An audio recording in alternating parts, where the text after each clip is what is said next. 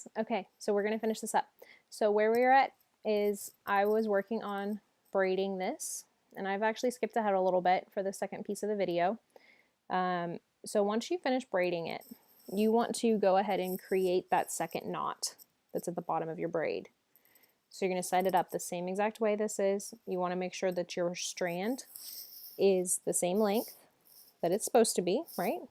See my hand back here? And you're going to have all this on the end. Don't cut this off. You don't want to cut this off. The next thing you're going to do is you're going to take your newspaper and you are going to wad it up super, super tight. Take one piece, wad it up as tight as you can get it. Wrap another piece around it, wad that up as tight as you can get it.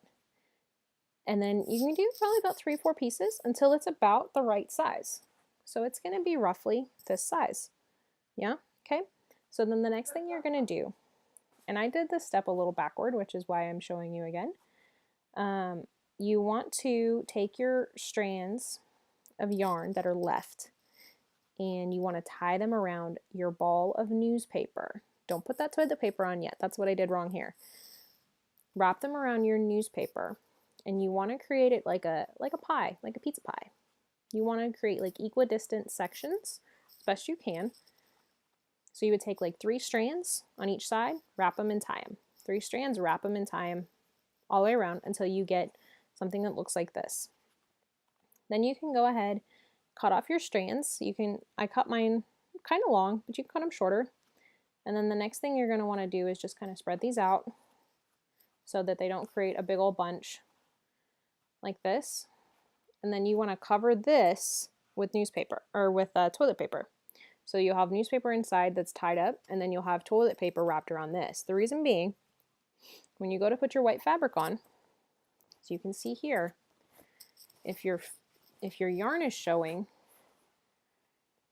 it doesn't look right.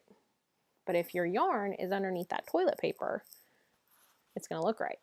So the deal is with the toilet paper is you want to wrap it around this way, and then wrap it around this way, and wrap it around over this way. It's going to be a little difficult, but you'll figure it out.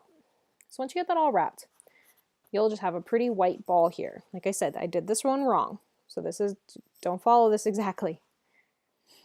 Next thing you want to do is take your white fabric and you're going to put it on top of your ball here. You want to make sure that it's relatively equal, and you're going to just wrap this down and pull it tight. So you're creating that poi ball shape. Just like this. You want to pull it nice and tight. And then you're going to cut another piece of yarn, roughly the same distance, and you're going to wrap that. You're going to wrap that around this part right here.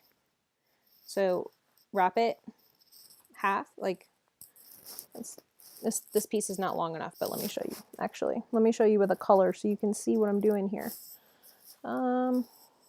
Okay, so you want something much longer than this, but what you're going to do is you're going to wrap it around,